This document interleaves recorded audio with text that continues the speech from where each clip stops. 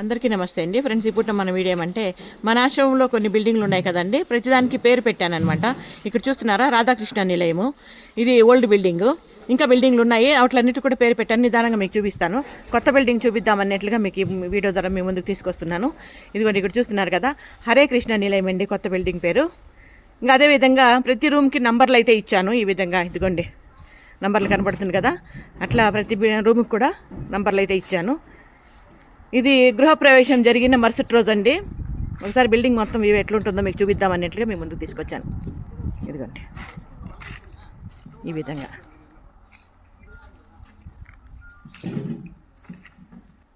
ఇక్కడైతే రోజా తోట పెట్టాను చూడండి. ఇంకా క్లీనింగ్ చేయాల్సిన చాలా ఉందండి. అక్కడక్కడ మీకు కొంచెం ఇట్లా కుర్చీలు డబ్బాలు డిబ్బీలు కనపడతాయి, ఎవరు తప్పుగా భావించదండి. అయితే రూమ్లోకి వెళ్దాం.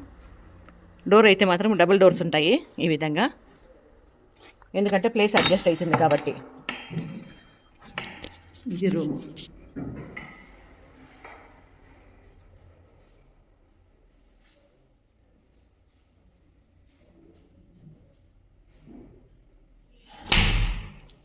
ఇది వాష్రూమ్.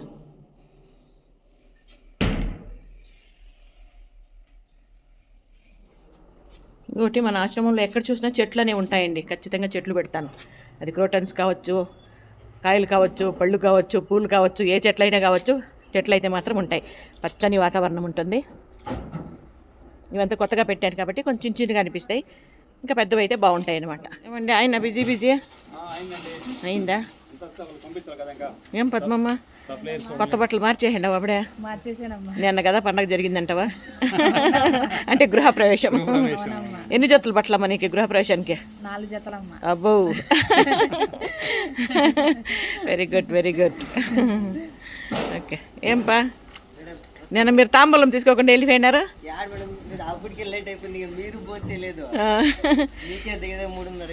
ఏం జనాలు కదా, అబ్బా విపరీతమైన జనాలు.